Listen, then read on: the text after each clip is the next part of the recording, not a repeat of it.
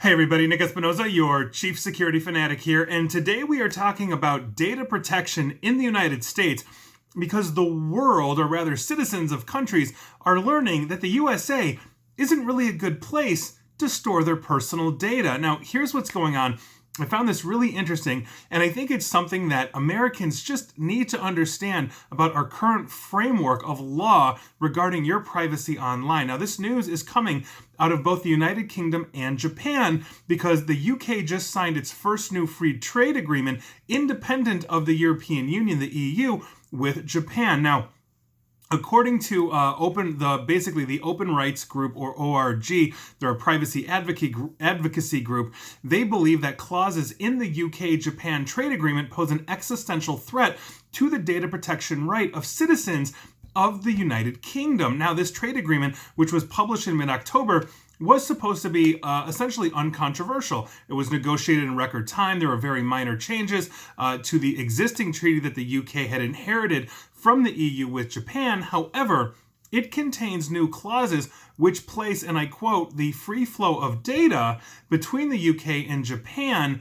over and above the data protection rights that the UK citizens currently enjoy. Now, assuming that the UK simply recognizes data protection as quote-unquote adequate in January when this goes into effect, current restrictions on European data will stop essentially lightly regulated transfers to the US. These would actually disappear, meaning data could move through this agreement from the UK to Japan to the United States. A free flow of data approach would be a radical departure from the current position. Today, UK companies must only transfer personal data when they can guarantee that the citizen will continue to have similar rights over access, correction, and deletion of the data.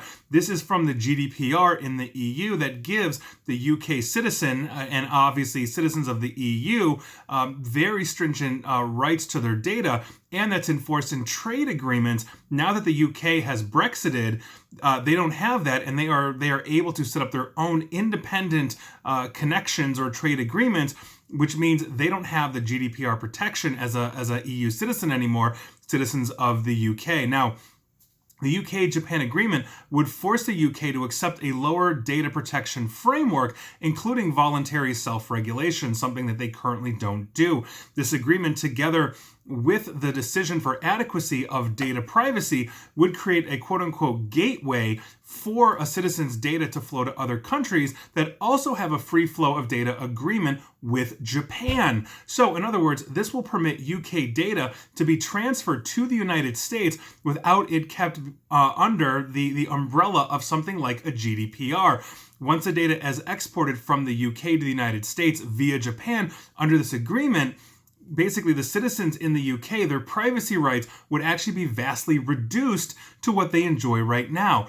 In the United States, and here's the entire reason for this, there is no automatic right for anybody to know where their data is held or by whom. You cannot prevent the resell, reuse, or the data being put to new uses. Look at Facebook and Google and all of them here in the United States, data mining the bejesus out of us, and I guarantee you we don't know every single way our personal data, as we post on Facebook or do a Google search or use Gmail or whatever it is, we don't know everything that they are doing with our data. There is no right to prevent your data from being used in ways that are discriminatory or unfair as well under the law. You cannot ask for your data to be deleted.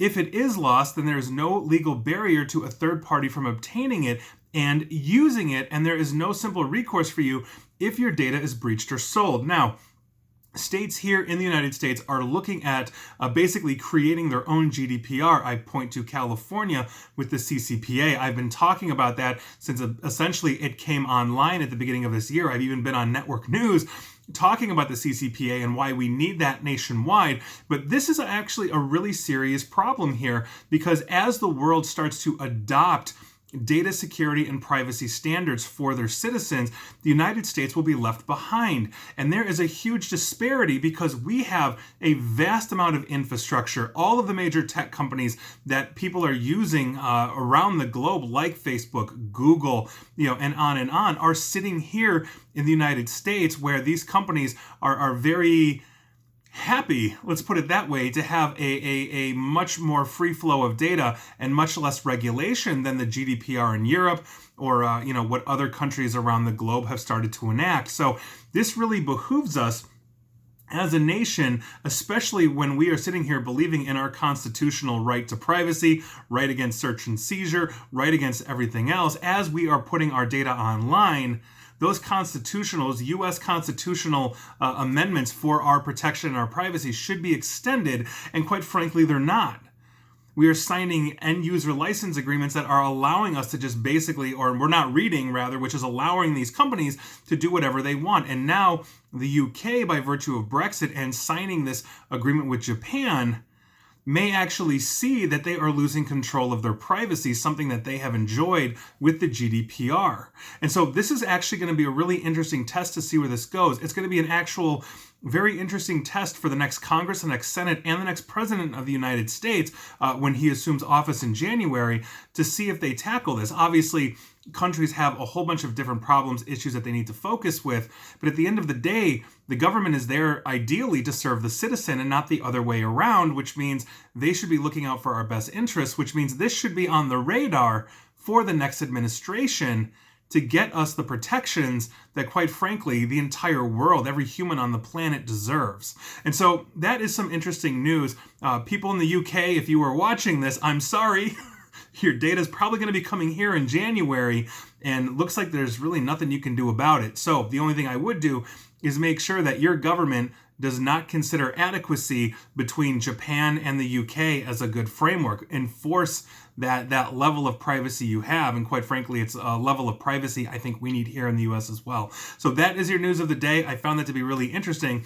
I'd love to hear your thoughts. And please like, share, follow me here on Facebook and Twitter at NickAESP, where we are data mined incessantly. And feel free to follow me on YouTube as well, where we are also data mined as well incessantly. And as always, stay safe and stay online, and please try to stay private. Thanks, guys.